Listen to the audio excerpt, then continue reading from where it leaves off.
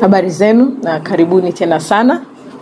Nikijifahamisha tena, kwa jina naitwa Daktari Saumu Wayua, ni mtaalamu wa afya ya watoto hapa mjini Mombasa. Na nawashukuru sana kwa kuja leo katika kongamano hili. Kongamano hili la leo tumekusanyika ili kuweza kujadiliana kuhusu masuala ya usugu wa madawa, maradhi ambayo yanaletwa na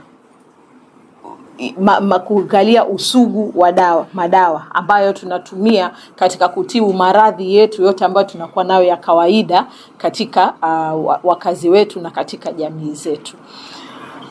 Usugu wa dawa ama kitu tunaita hiyo anti-microbial resistance inamaanisha ni mtu kuwa na maradhi ambayo inaletwa na kama chemecheme kama vile bakteria, ama kuwa haisikii ile dawa imekuwa sugu tayari, na hii inaletwa na njia tofauti.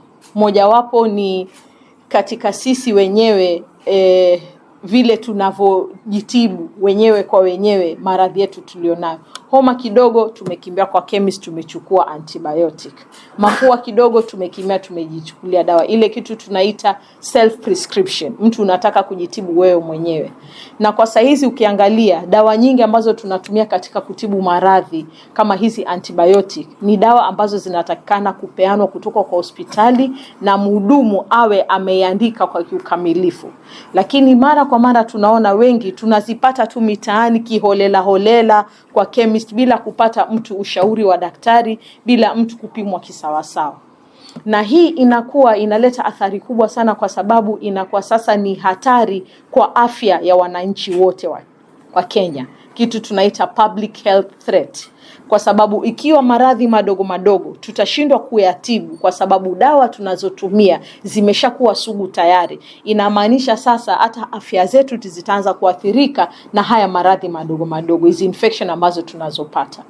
Kwa hivyo ni umuhimu sana, ndio maana kongamano hili tukapa. Kwa sababu gani? Ni jambo la umuhimu sana, jambo ambalo linadhuru afya, jambo ambalo linaweza kusababisha hata wakazi wa Kenya wakaweza kufariki kwa ajili ya maradhi madogo ambayo yangeweza kutibika, lakini kwa sababu dawa zimekuwa sugu sasa tunakuwa tunakabiliana nazo. Kwa hivyo ni muhimu sana, ili kama nyinyi washikadau wetu ambao mmekuja hapa kuja kuhudhuria kongamano hili, tuweze kuwafahamisha Wakenya wenzetu kuhusu kukabiliana na usugu wa madawa. Mtu akiwa mgonjwa, tafadhali aende kwa hospitali sawasawa, akakaguliwe kisawasawa, aandikiwe dawa ya kisawasawa. Na pia sisi hapa tulipo, hatuko sisi peke yetu. Sisi pia kama wahudumu pia inabidi tubadilishe mienendo yetu, vile ambavyo tunaweza kuwatibu wagonjwa wetu. Sisi pia inabidi tuwe na kaba ya kujizuia. Mgonjwa akija, yabidi tumkague kisawasawa, tumpatie dawa kulingana na ile maradhi aliyoko nayo. Hii shida ya antibiotic kupatikana kila mahali, inabidi tukabiliane nayo.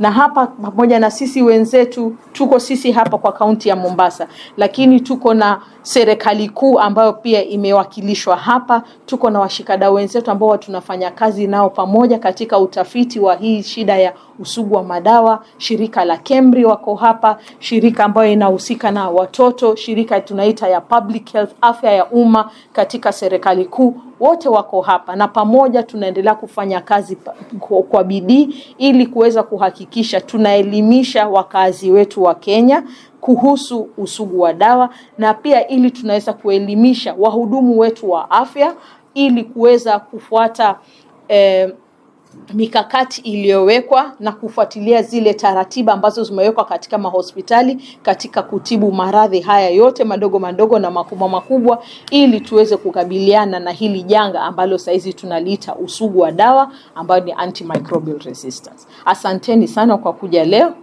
Nashukuru. Professor Jay Barclay. I'm a professor of pediatric infectious diseases. I've worked for about 30 years based in Coast in Kenya on child health and antimicrobial resistance. Yeah, my name is Professor Sam Kariuki, an expert mainly on antimicrobial resistance, the epidemiology, and also mitigation factors. I work for the Drugs for Neglected Diseases Initiative as the continental lead, but also hold a research position at Kenya Medical Research Institute. Thank you. Thank you so much, Dr. Irungu Kamau. working with the Kenya National Public Health Institute, heading the Division of Infection, Prevention and Control and Antimicrobial Resistance. But I'm here representing the larger Ministry of Health as well as the Institute. Thank you. Good morning, I'm Dr. Martin Rono. I'm a research scientist from the Kemri Center in Kilifi, which hosts most of the activities at the coast, and we're happy to be here.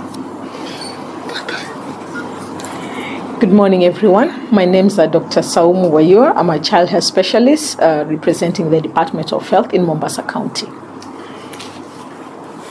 Good morning, everyone. My name is Dr. Mishuki Maina, a pediatrician and a research scientist at the Kenya Medical Research Institute. Thank you. Thank you very much. All the people you need are here. These are the scientists who have been doing the research on AMR.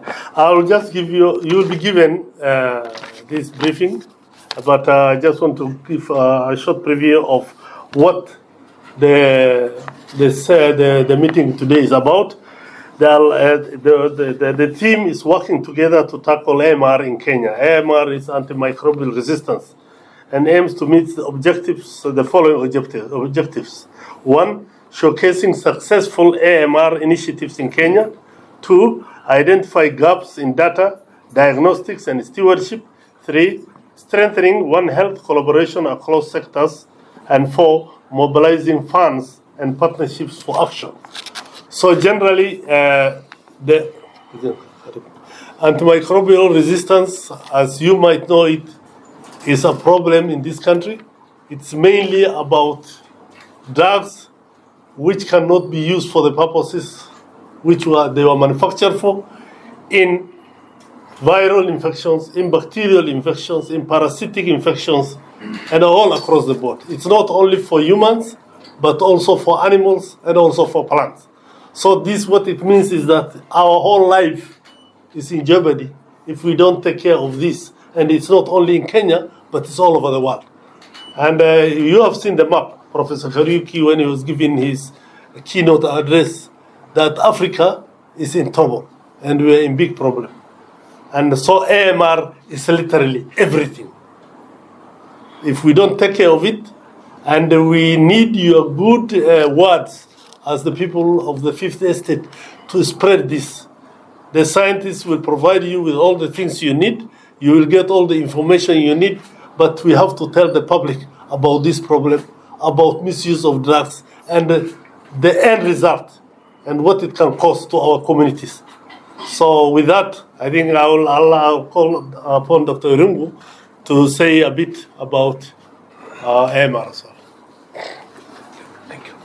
Yeah, thank you so much. I think for me, I want to avoid the science behind AMR, but in very simplistic terms, as Doc has alluded to, we are talking about an antibiotic which is no longer able to work against either a bacteria, a virus, that it was initially able to work to. And in the delivery of healthcare in Kenya, in as much as we aim to achieve the universal health coverage, is a challenge we are having because of various practices that we call drivers of antimicrobial resistance, ranging from practices by clinicians, patients themselves, like over-the-counter medication, being able to just buy drugs without a prescription. Veterinary practices, despite being health workers, sometimes we also own animals to make sure this information reaches the public. So we plead that seek the information and deliver the right information about AMR to the public. So that's my major request. Thank you so much. Just to add to that, when you're talking of giving the information, it's not only the scientist. The science will give you the information, but propagating that information, not only you, we need our political leaders to do the same. We need our religious leaders to do the same. We need our teachers to do the same. And we need the community and the stakeholders at the grassroots to do the same.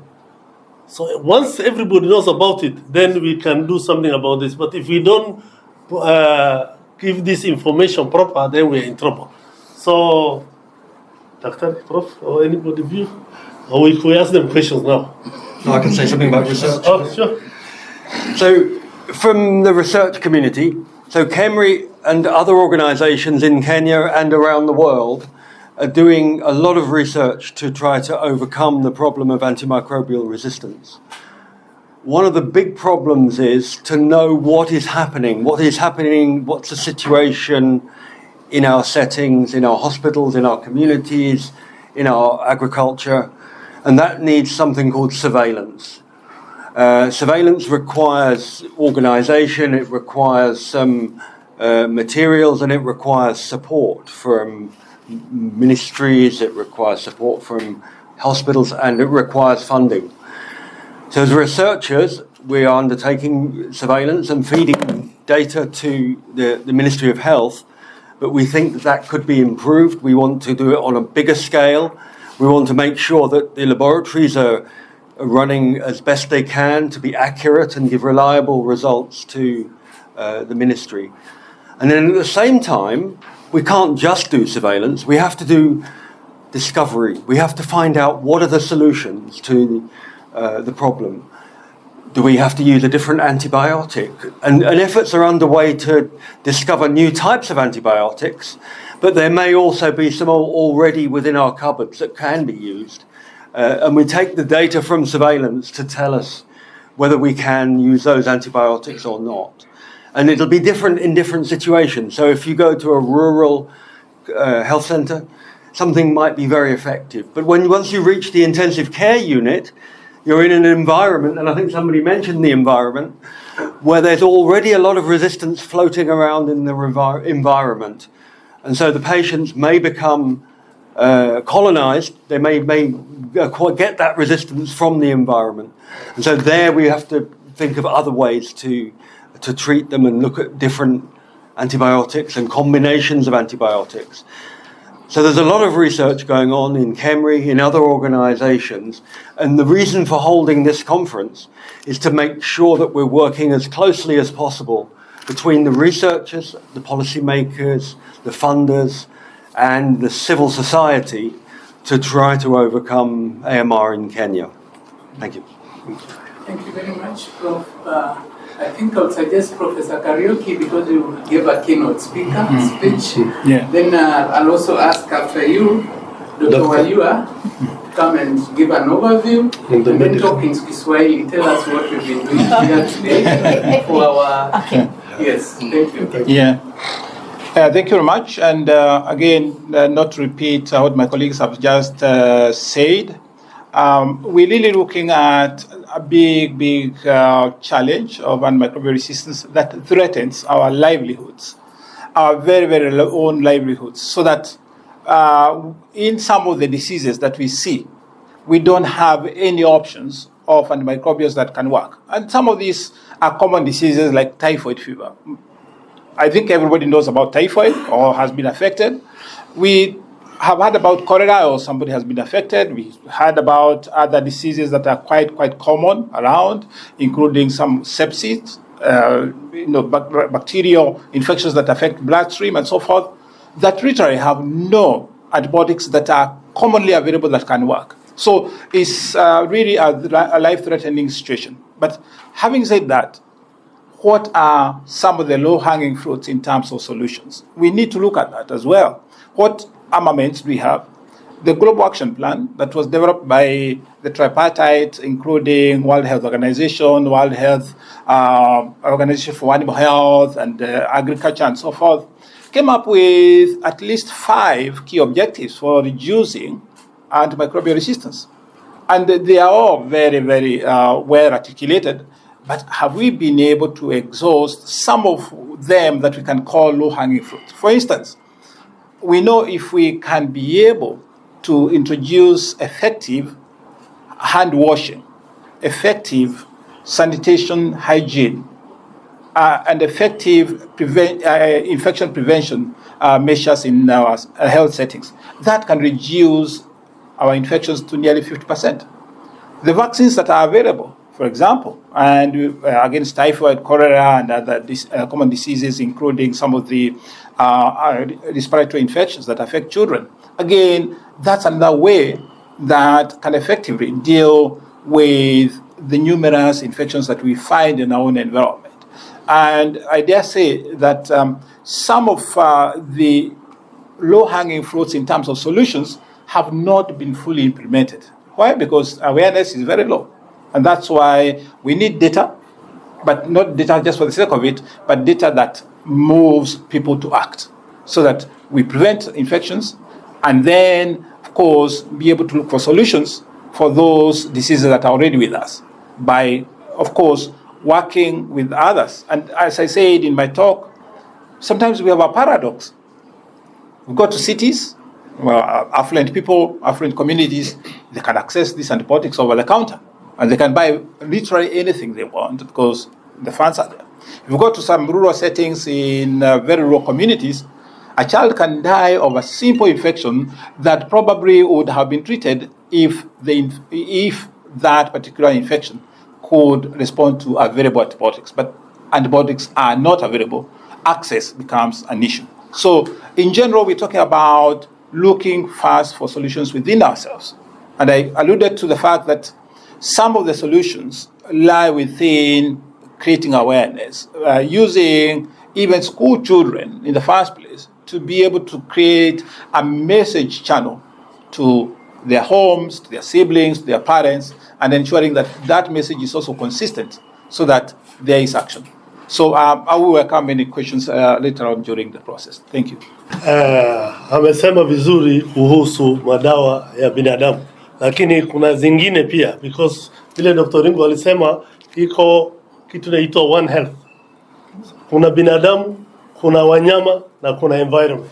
So mpaka tuangalie hizo zote ndio hii antimicrobial resistant itakusha. Bila hiyo tutakuwa na tabu. So maswali sasa tafadhali.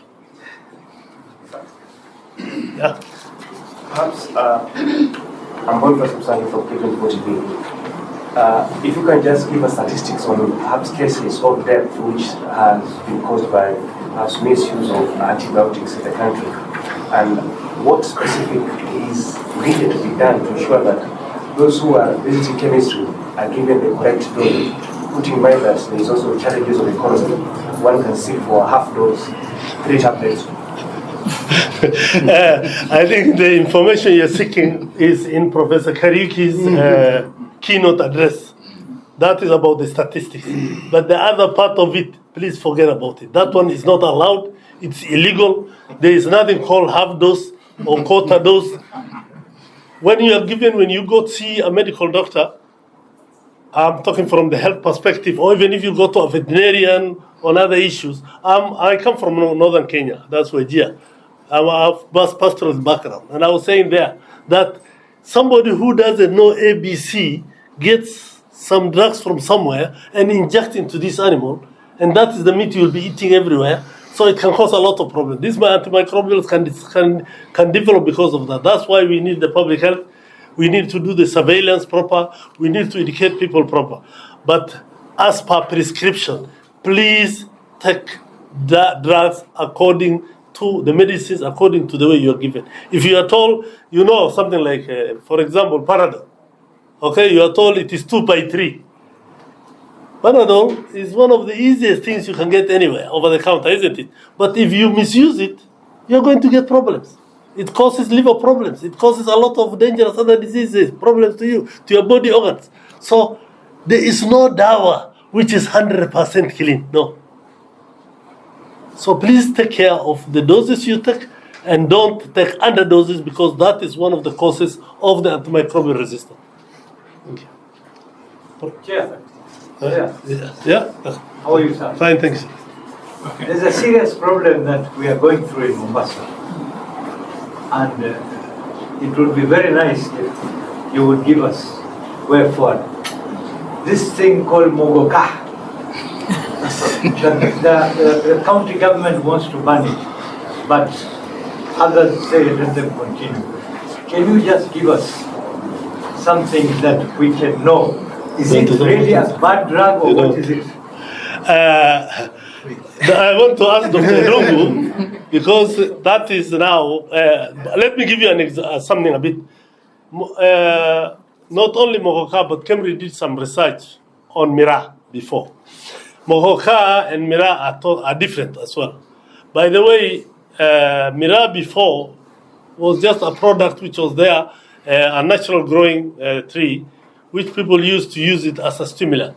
But because of, I'm sorry to say this, but this happens, the way we have changed the way of doing things, because they want this thing to grow very fast, people use a lot of pesticides. Okay? These pesticides cause more harm than good sometimes. So I think that one I will leave it to the government itself to see how, because it's causing a lot of problems, I agree. But there's also a lot of politics in it, you know that one, because of economies of the people who use that. So I don't want to talk about it right now, but there are issues about that. But I think the government is working on it. And when it comes to politics and voting, there are issues. The government of the day cannot do anything. It's just like the Matatu menace.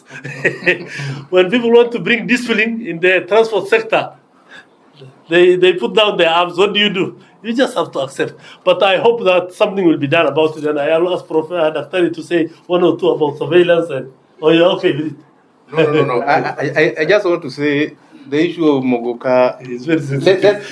Let's remain to the context of the discussion. It's about antimicrobials, because that goes beyond this discussion. And as he has said, I would request that we restrict ourselves to questions around the context of okay, thank you. Prof wants to say something about it. Yes. The former question. Yeah, you asked regarding how to put a face to AMR, because I always say AMR is not a disease, but it's something that results in death, because you can't see it, but it's resulting in death because it's not something you can measure as a disease like malaria or TB, but it's the effect of that malaria or TB or typhoid not being treated using the available antibiotics. And that's why it's a faceless problem, yet huge. I said during the COVID pandemic, which is very well known to all of us, we can remember very well, it's estimated that we lost nearly 3.6 million people due to COVID-19. Now, in the same period, if you look at the statistics of the people who died from antimicrobial resistance related diseases, that goes to nearly 5 million. As internationally. Internationally, in relation to that. So you can see AMR actually in Africa itself is the result of more deaths than TB, malaria, and HIV combined. These are statistics that you can find in literature if you went into scientific reports. So it's a disease. It's not a disease; it's a condition that has not been emphasized enough in terms of its importance in contributing to both deaths and also severity of disease. Not just deaths alone, but also those bacteria infections that have resistance are more severe than those that can be treated easily. But secondly, again, coming back to Africa, out of 1,000 deaths, approximately 27.5 of them will be caused by infections that are resistant to antibiotics. So you can see the importance of this. And that's why we want to tackle it in a comprehensive manner in all ways. I hope I've been able to answer that. Okay. This is Peter from Kenya News Today. Maybe in terms of geopolitics, is there any food that you have said maybe correction of data for scientific research? So going forward, maybe from your conversion, maybe have you adopted maybe use of AI maybe in terms of correcting data? And then in geopolitics, during the COVID-19, that people would reject a certain injection because once I'm injected, I die. So also in county, how are people responding in terms of providing the data needed for research?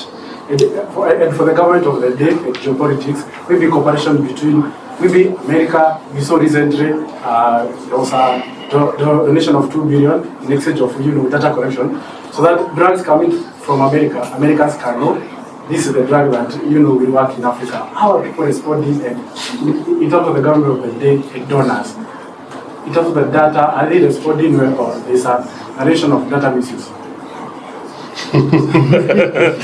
That's a very hard question, and I think the one of the US and the issue of the data has not been conclusively decided. But the issue is that data sometimes we overemphasize some things. Data can be collected. You know, we are all online. Okay?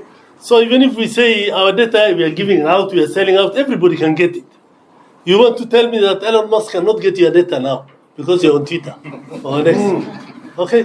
So sometimes I think we should tone down some of the things we associate with the government and the way the government does this or this, because these things can be gotten online. And but data is also everything, because all over the world, people tend to use it. These satellites are up here. They know already you're doing this. Okay? So sometimes we overthink that we are able to create environments that we can control some things, but we have no control. So for data, we do our best, but sometimes you need to cooperate with others. And instead of somebody taking it without your knowledge, then cooperating and you get some benefits as a result also is good. So I think that one of the data and the one of the government things, we leave it at that, because that's the way things are. But the other one of the science? Yeah. Well, let me say something about the data first. So you're absolutely right. I mean, data's leaking everywhere, and it's difficult to control.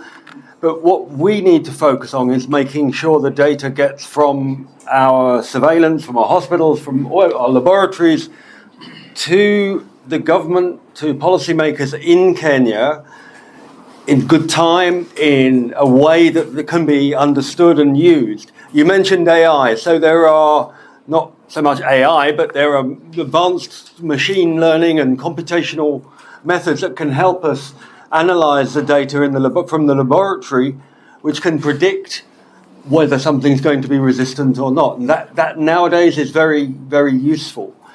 There are studies ongoing now around the world using AI to say, could they be helpful in supporting clinicians in making decisions or regarding prescribing? I would say those studies are in progress and they're doing well, but we're not yet at the stage of handing over our decision making to the AI. So recently there were, studies have come out where they've said to clinicians, here's an AI, please use the AI, but the AI, we know it makes mistakes. It's not perfect. It cannot replace the clinician. We can give the AIs to the clinician. They can use it as additional information, but ultimately right now, it will be the clinician, the vets, the public health people who should be making those decisions. In the future, it may be different, but right now, the AI is helpful, but it's not replacing any of us. I think the other important thing you have to note is that I'm not an AI expert, yes, but AI, if you use it, learn it, so that you're able to deal with it. Yeah. Because as a human being, the feelings you have and the sense, what you see about this patient and what you think about this, an AI cannot do that. That thing is what has been put into there. Sometimes, most times, it will not have the feeling of the human being. So human beings should not run away from AI. Learn it to use it for the better. But if we say everything AI, then we are going to become machines. And the human aspect of it will never be there. So that one, I think, is very important. My name is George Auko from the Royal Media Services. Maybe you could share some of the common antibiotics facing resistance in the country, and maybe we have the statistics. That should be yes. Right. So in terms of common antibiotics that are not effective against some of the commonly encountered diseases, there are many, depending, right from malaria. For example, my colleague Dr. Rono can talk about antimalarials that don't work. There are those that may not work against certain bacterial diseases. And the picture is totally different when you look at the rural settings. Maybe there's some slightly lower prevalence there. If you go to the cities or the big, cities that we have a lot of antibiotics available, the situation is again different. So it's not a uniform picture. The same way, even in animal husbandry, the animal health, you find, for example, in pets are treated all the time with very, very high level classes of drugs. You find very high levels of resistance. Same with the chickens that we have in the smallholder, very intensive farming system. Again, because of the issue of hygiene and congestion and crowding of these animals, the birds, again, they have frequent outbreaks of diseases. So what do? They use antibiotics all the time to try and prevent those infections from the outbreak. So levels of resistance there are equally high compared to free-range chickens that are out there in the rural areas where they have more space and so forth. So it's not a uniform picture. But we have what we call 3 different levels of classification of resistance.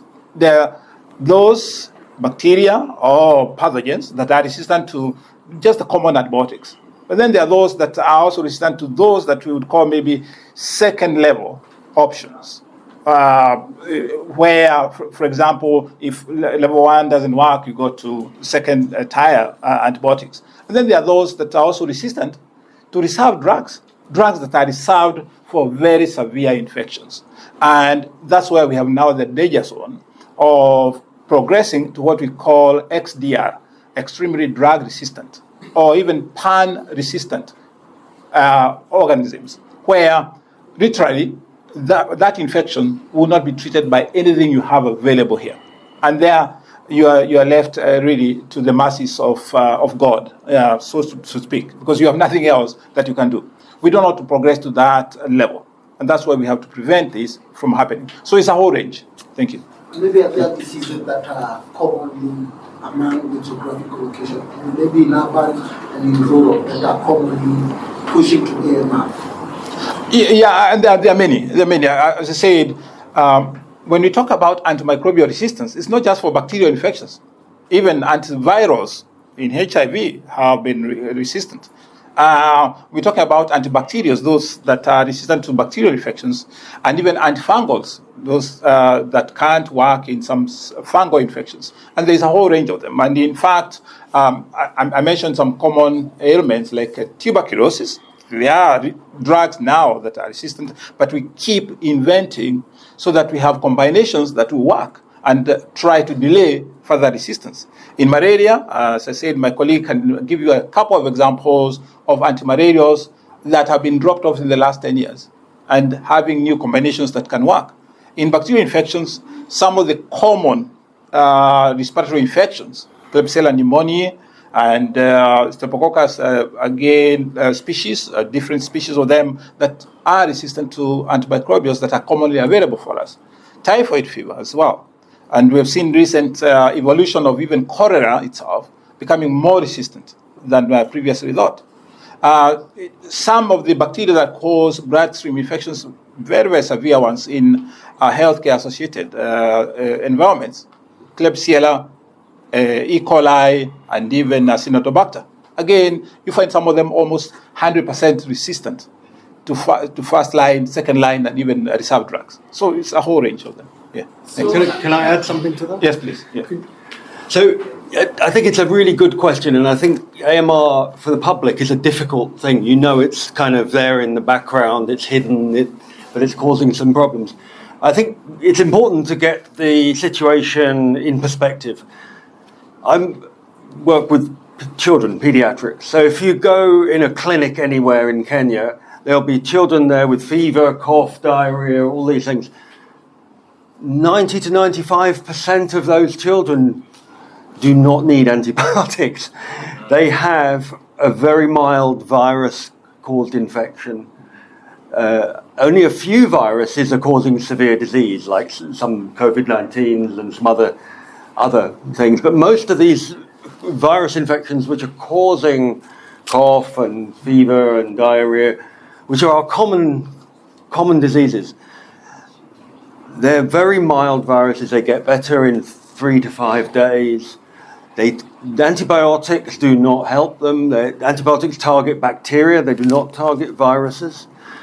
Those children don't need antibiotics. And so if we use antibiotics in those children, what we're doing is introducing antibiotics into the environment. And then the bacteria which they carry, everybody carries bacteria in their gut, also in their noses.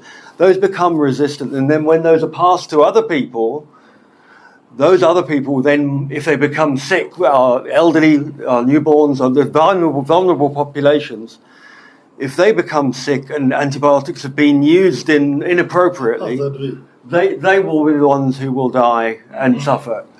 So we need to be aware, if you get a mild illness, if you take antibiotics, you are actually doing harm if you're taking them when you don't need them.